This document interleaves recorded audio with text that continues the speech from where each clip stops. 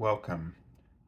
This is Barry Jones from Angelic Wisdom, and we're here for our weekly angel reading for September 4th through the 10th, 2023.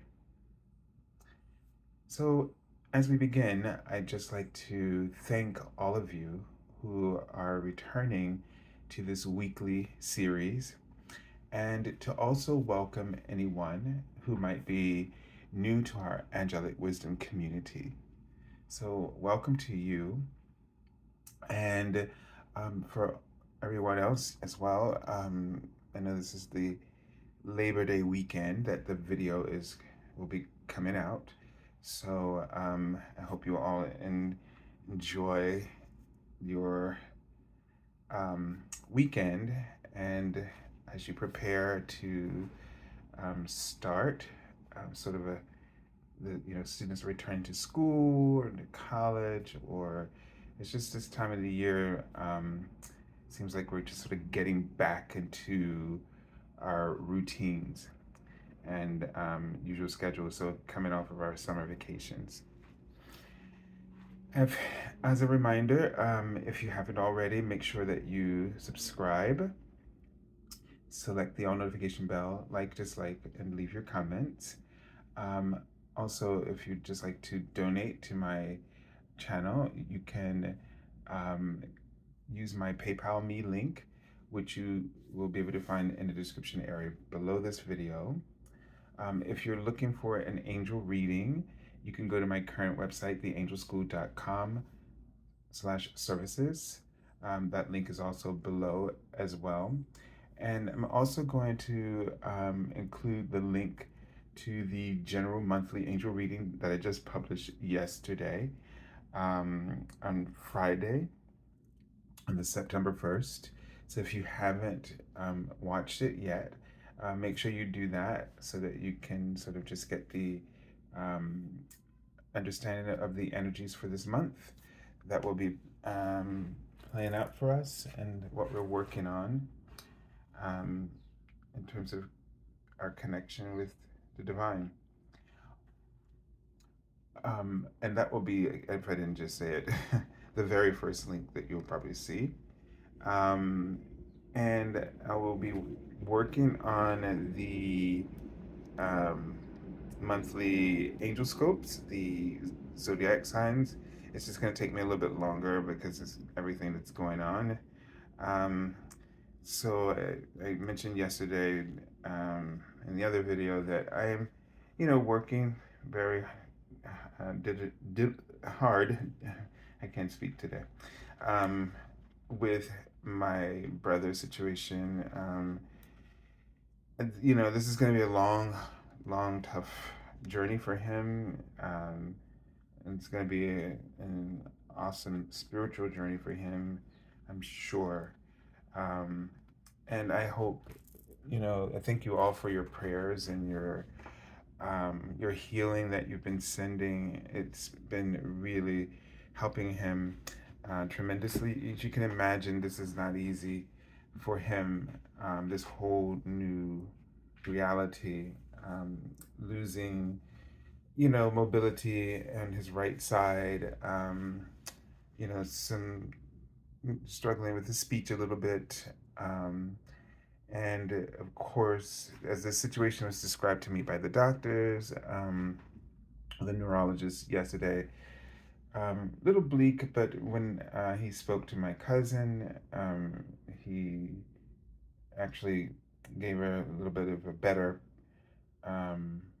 prognosis, or at least the potential beyond the medical science that might be available. So I'm just hoping that my brother will be able to receive and understand those possibilities for him. And so it's been kind of crazy dealing with the muck of the system that's in the hospital system, all the staff. There's so many components. And truly, I understand that when you have very bright, brilliant people who are capable of doing their jobs, those who work within the system or any system, um, we know they're brilliant and talented because that's why they were hired.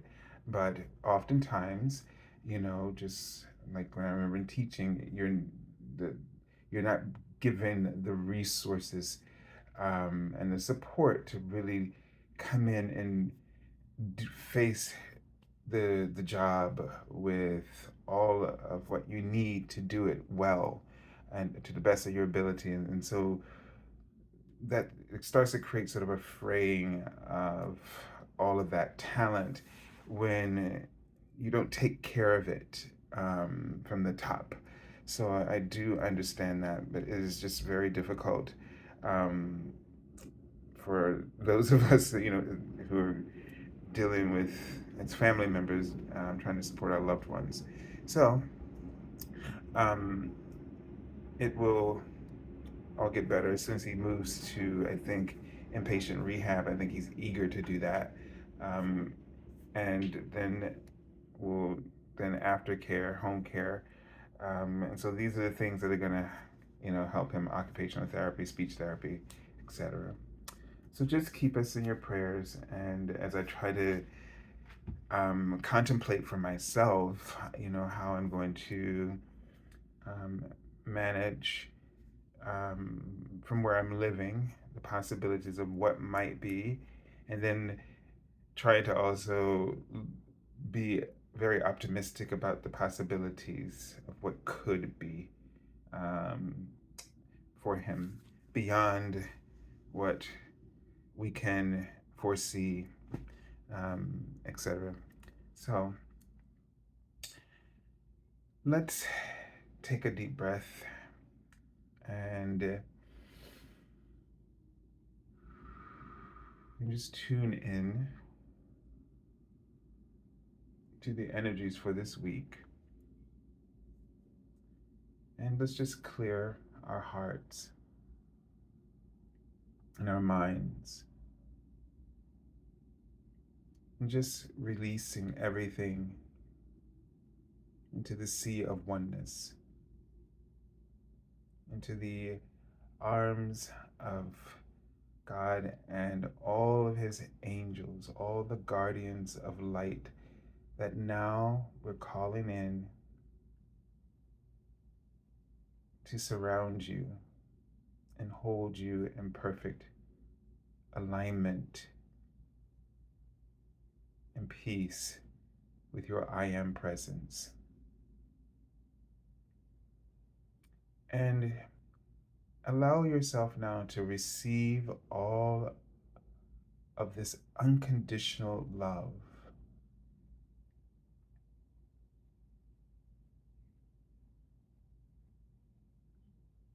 And that is coming not only just from your angels, but from your I am presence. And you might not really be able to conceive of what or perceive this type of love. We might have this kind of love that words just cannot really adequately express the depth and the expanse of and the unlimited potential of what this love is like in the way that it is offered towards you continuously and never experiencing any interference or interruption. They write, there's never a moment when it collapses. There's nothing that you could ever do or say that could ever cause it to shake in a way that for a moment creates weakness in the foundations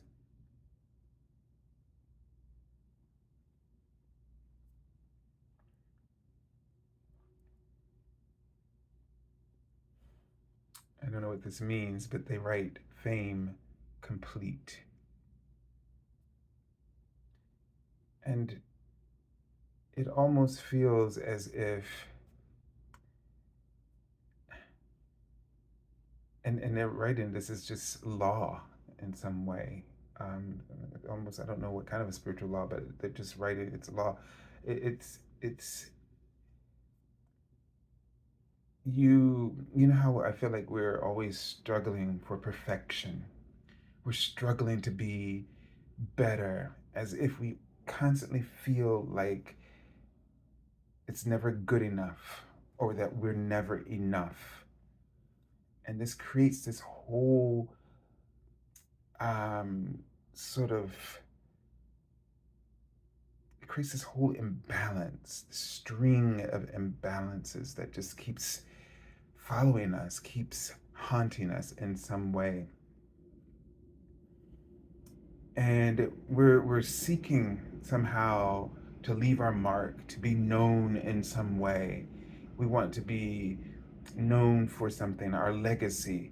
We're very concerned about our legacy and achieving some kind of success. And that if we don't have an identifiable success, we feel as though we failed. And I don't know if you can hear as I'm saying this, but all of this is just our ego, our ego having its breakdown. And that's what I think they mean by our fame is complete. They want you to know that you've already been successful, that you are right now a success, that your soul is complete in every moment, every decision, that the soul, that your essence, divine essence, came here to experience certain things for a particular reason that our human is never going to get. So there's no use of even trying. You're not going to understand the agenda that your soul had for coming here at this time and being a part of the things that you've been a part of and been the things that you've been exposed to, all those why, constantly your why, all of that, you won't understand why your soul came into this physical reality just to have those various experiences. You're never going to get it. And they write cooperation. Everything and everyone in every situation has been a cooperative component for your soul to to fulfill its mission. I guess the best way to think of our soul's journey, the journey that our soul is on, is to think of it as an archaeologist or someone um, who, you know, or explorer, a researcher, someone who just enjoys examining and gathering information that is is done by or through a variety of experiences. They are not here to judge the experiences as good or bad. They are here to sift through them and to understand them. They're here to for the understanding and the wisdom creates this compassion. I'm seeing this word in front of me. It's like the divine coming here to examine, explore, and sift through all of this just increases, fortifies this unconditional love that we've been talking about. Every experience, good or bad, right or wrong, whatever, whatever, whatever, deepens the caring, the love for each and every one of us. And we didn't come here to judge, really. We came here to understand. And as we grow in our understanding, the soul, then more understanding can be given to the total experiences of humanity.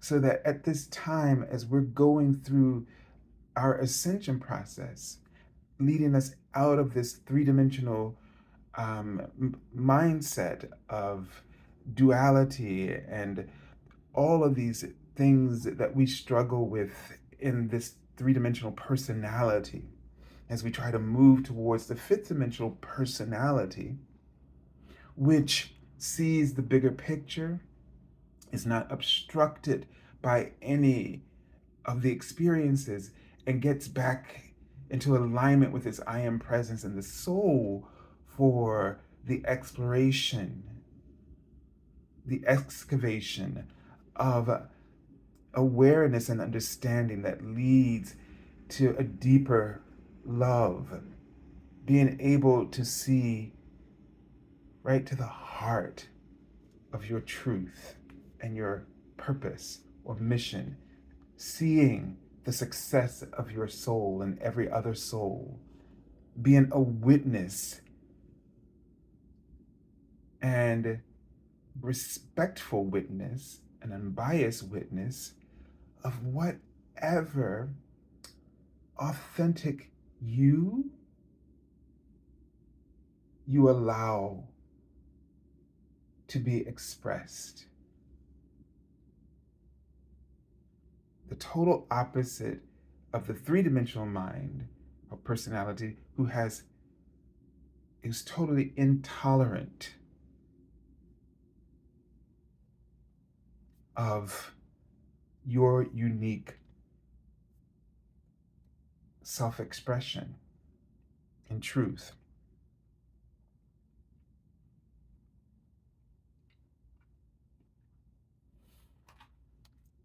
So let's go ahead and take a look at the card, the message from the Archangel.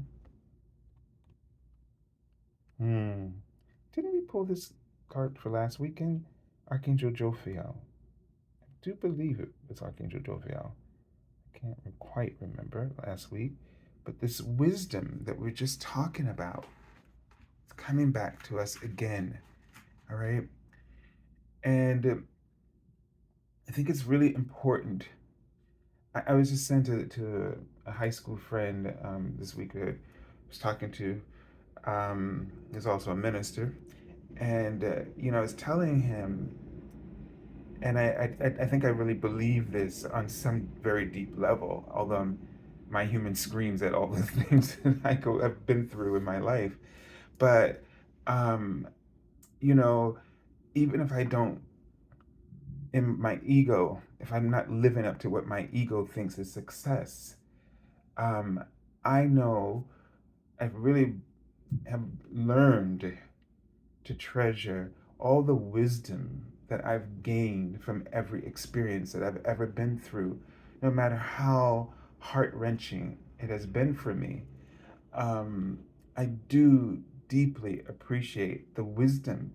And I say to myself very often, if somebody paid me billions of dollars to go back and do it all over again, but would have to do learn all over again with the idea that I could just make different choices, right? But it would not then allow me to retain the wisdom that I gained from them. So I could just decide, oh, I don't want to go through that anymore. But I wouldn't be able to keep the wisdom that that that I gained just because I went through all of that. Well, then I would have to reject the money because to me, what I've learned and how I've grown and how I'm still growing, I've said it many times.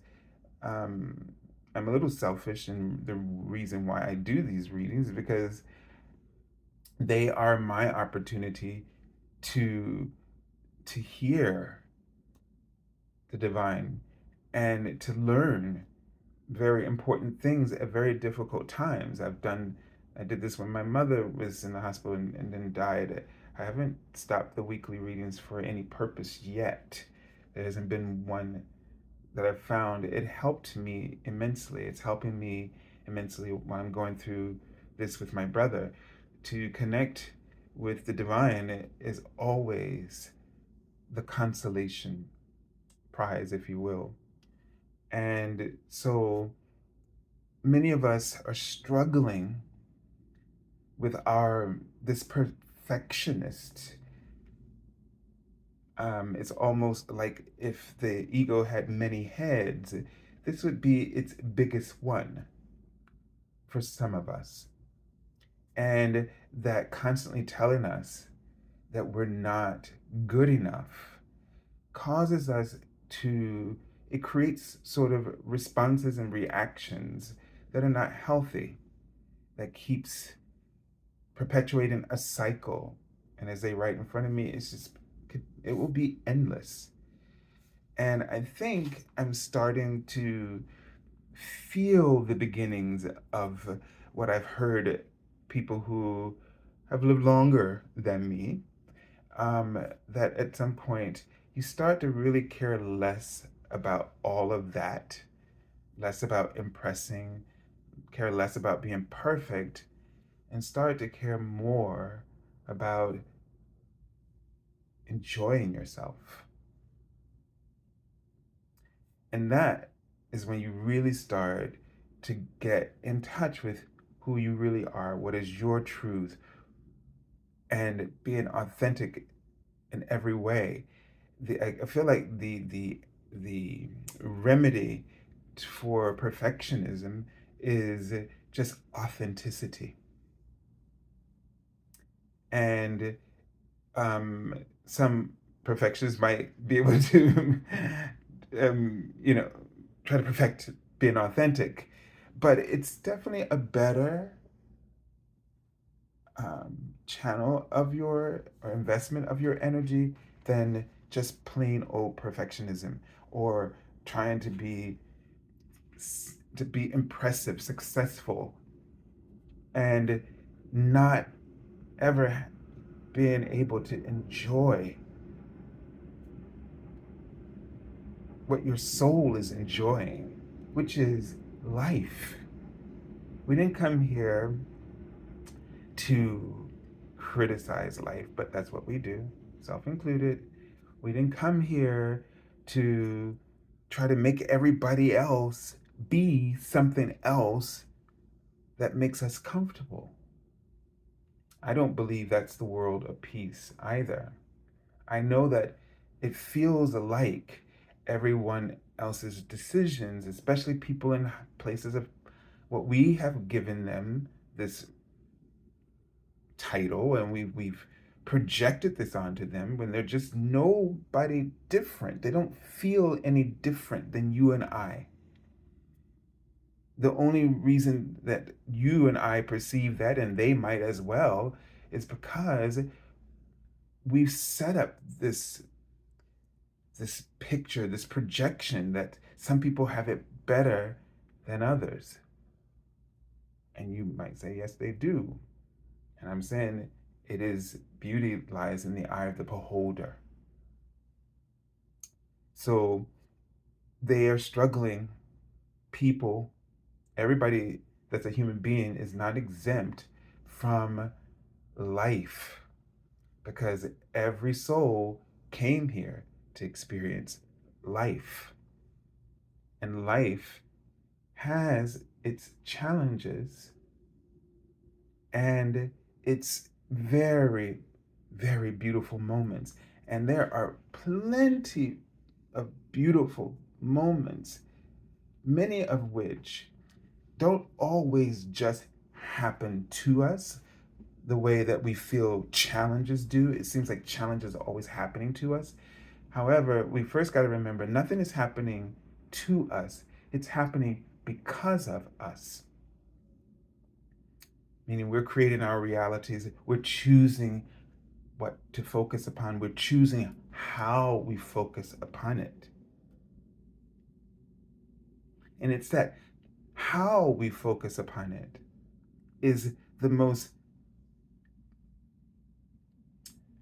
activating essence of what we start to really notice are the kinds of experiences we're having, how we focus upon it. And that's the difference between the three-dimensional personality or mindset versus the fifth dimensional personality or mindset.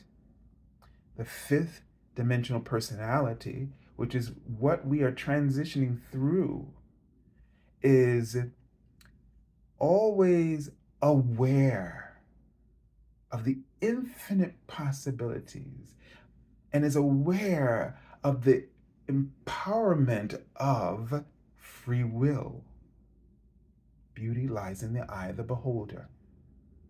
That I can choose how I see every experience, even though I have created the experiences that I'm drawing to me because I am the explorer.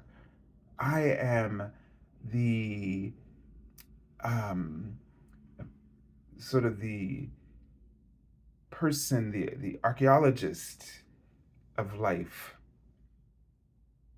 I am the one who is finding, eagerly delighting in all of this, even the stuff that doesn't feel good. It's all like opening. It's like if we were to go to some archaeological site and maybe we discovered, you know, um, the culture and lifestyle of an ancient civilization, but we might also discover some of the horrifying life experiences that they had. We might find that some remnants of and bones of some tragedy. But as we're looking through this, we're eager to understand what their life was like and why what led to this tragic ending. We're we're eager to learn about, you know, what we could learn from the choices that they made in life. And this is the interest of your soul. And as we seek to understand, sort of a compassion, I think understanding just almost nurtures or fosters compassion because of the way that you're approaching.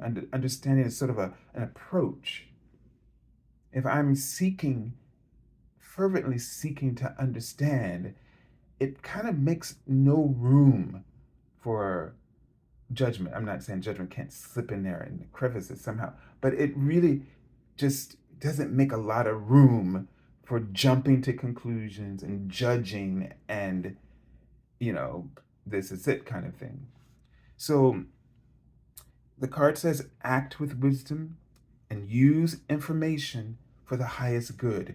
And that's what the fifth dimensional mindset, personality, is all about. Using information, whatever your challenges are, now you're going to use that to for the highest good. You're going to take what you're going through, as I know I've done through what I'm doing here, and you're going to bring it to others in a way that helps to promote the highest good. Now let's take a look at the first card for the beginning of the week. Okay, the Five of Earth. I don't know if you can see this card very well. I always loved this card because, well, this deck kind of, I know, glosses over the the tough stuff, but it's still implied there. And what I love about this right away is that this scene is definitely neglected. And so the Five of Earth might ask us to pay attention to what are the things that we're neglecting. We don't see a poverty scene or two people who are suffering that makes us to sort of focus on that victimhood. And right now, the three-dimensional personality focuses on victimhood. I was feeling that way, obviously. You can tell when I talk about the hospital staff, but and so, um, gosh, I forgot what I just said about this card initially before I got into the victimhood thing. Interesting. It's easy to get stuck there. But yeah, neglect. You can see, so this card might ask you to look at how you might, instead of, because one, I'm a victim, the other, what have I been neglecting? What do I need to nurture so I can nurture myself back to health, or to nurture my finances back to health, or nurture my work ethics, or um, my personality, or my mindset back to a healthier mindset, right? So if you've been worried about, money and worried about material things, is there another, is there a bigger picture? The holistic approach to looking at this situation so that you're just not trapped in victimhood. And what I always like about this is that everything's overgrown. And it's sort of like, well, you can't focus on everything at once. You're not going to be able to fix all of that. The landscaping that probably needs to be done around this, ancient temple here that's been, the grounds have been neglected. But it reminds you with this ray of light coming through, that the divine is always reaching out to you. But are you reaching out to the divine? Are you stuck here? Or are you going to look up and ask for what you need? And that may not be that the universe is going to come through and rescue you in the way that you want, but it will inspire you to be your own hero in the stories that you mainly, well, of course, have created, right? So, even here, the wisdom, that word is repeating, the wisdom to accept help from others. So think about maybe that the situation of neglect is an indicator, just sort of like a health marker, that you need to be asking for help more. That if you've kind of got yourself into a rut, or you're feeling um, physically sort of expended in some way energetically, then you need to start asking for help. And I know we find it difficult. It feels like you're going to intrude. We're afraid of what the reaction we're going to get from others. But all of you I'm probably talking to have done so much for others that you just forgot to take care of yourself. But if you ask those people, they're waiting to help you, because you've done so much for so many people and they've seen you do so much for so many people. But you might come across like you don't need it. You always know what you need. And I would say, give people a break. that you know they when they if they look like they got it all together, like if you think I always have all the answers for myself in my life, don't hold anyone to a standard that is above the how do I want to say this, above our the frailty sometimes of our humanity. We all have that frailty. Yes, we are empowered divine beings, but there's a reason why we don't fully know that we are. Because how else could we participate in the stories? It's almost like we're all living in our own movies, and if the plot could never be fulfilled if we just all knew we were empowered divine beings, we would just say, "I'm not doing this." Here, like a magic wand, and I think that's what our obsession is with magical movies. You know, where there's a witch or a wizard or somebody with a great power, they can just snap their fingers like the genie, done. Right? We're obsessed with that because we want to do that, but we came here for the archaeological finds of humanity as a spiritual being. So we have to respect that process. But they did incorporate asking for help and receiving help from others. The Six of Water might indicate that this is might relate to something that goes very deep back into your past, and you know, in terms of your childhood, that you might have learned, not, you know, you had to stand on your own feet, or you had to be, you know, even these concepts that we sort of shoot throughout the collective consciousness of the planet about pulling yourself up by the bootstraps. So that means do it yourself. Do it yourself. You know, and that triggers that perfectionist. I gotta do this. I gotta, you know, and it's not a do it by yourself. And like that song says, people who need people are the luckiest people, right, in the world. So we're not we're not doing anything by ourselves because we need all these other actors in our play, in our story, to help us to fulfill the um, archaeological find that we're seeking, the life that we are here to experience. So be aware, and this card came up in not in this deck, but in the other deck.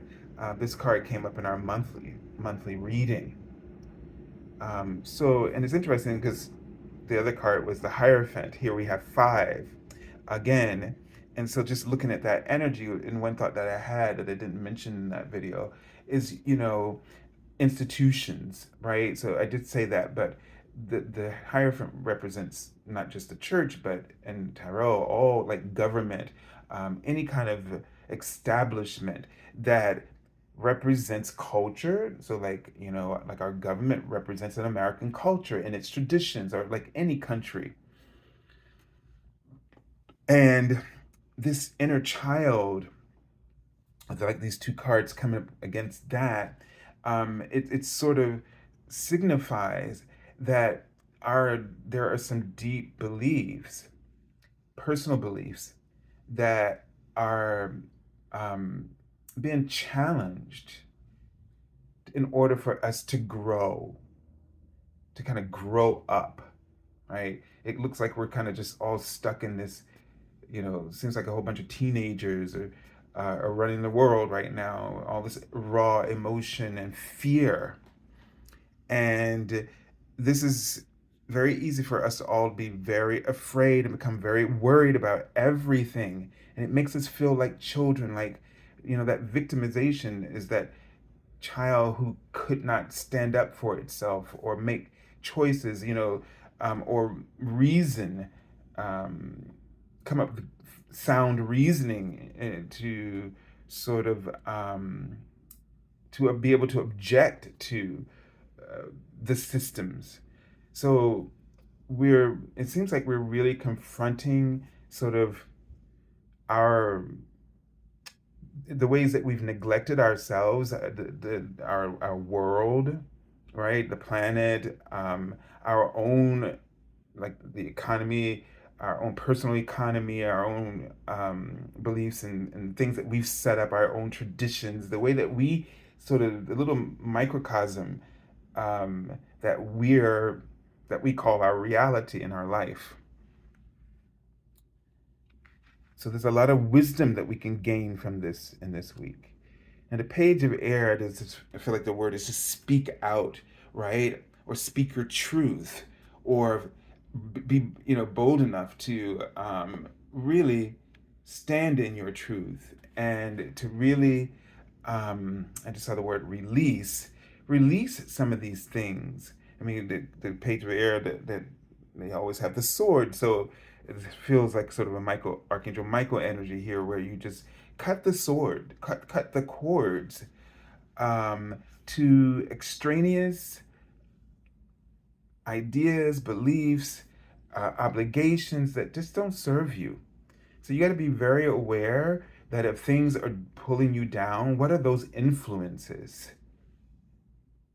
And are you just accepting everything instead of questioning and making sure that it really aligns with who you are? Make sure that it is respectful of what your heart is aligning you with. Because just because everybody else is, thinks it's okay, doesn't mean that your heart feels that this is where you it wants to lead you right now with the journey that you are supposed to be on here. We're all here. So the most powerful thing about being authentic and following our truth is that we're all here to seeking out life for very specific reasons. The soul is. This might not be something that your human or your conscious personality is thinking about, because it's focused on the world. It's focused on, um, achieving what everybody else is trying to achieve or something like it. And we have to draw that. We have to sort of expand that consciousness to really look at all of this through a broader lens. And that's really important. Okay. So the card I've pulled from the bottom of the deck, Seven of Fire. And what I really feel like is this is saying, bottom line for this week is, coming up against people who are trying to, it'll seem this way. And this is all about, again, beauty lies in the eye of the beholder. So how the fifth dimensional mind chooses to see everything in its true form.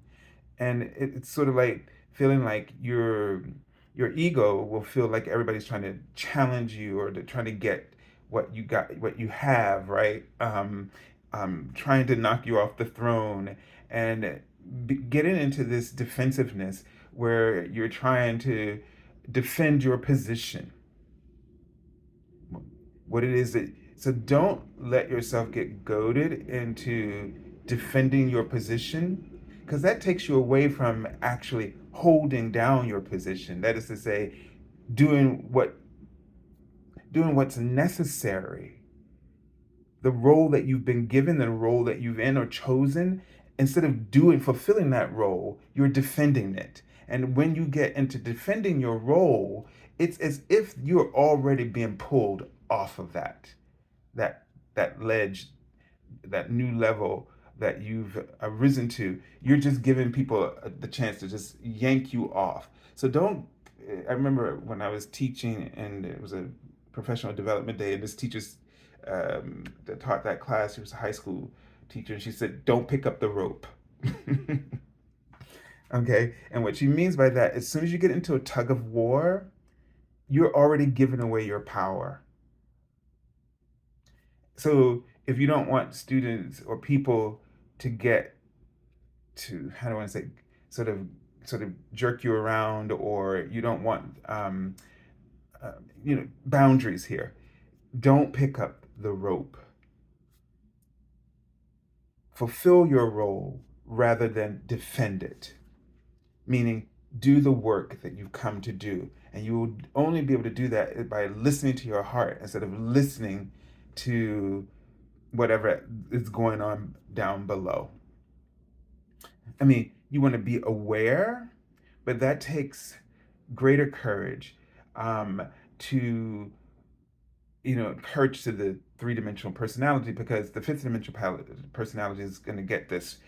It's going to say, okay, I'm going to listen and see what I can learn from what they are doing and saying and what they're trying to convince me of. See what I can understand. Remember that understanding leads to compassion. And then you just focus on the taking what they're saying and seeing how it aligns with the mission that you've been given to fulfill, the reason why you've been put in that position or given that position or that role. And then you continue to fulfill it while incorporating what the understanding that you gathered by just being open-minded. All right, so I send you lots of love and angel blessings, and have a beautiful, beautiful week. God bless.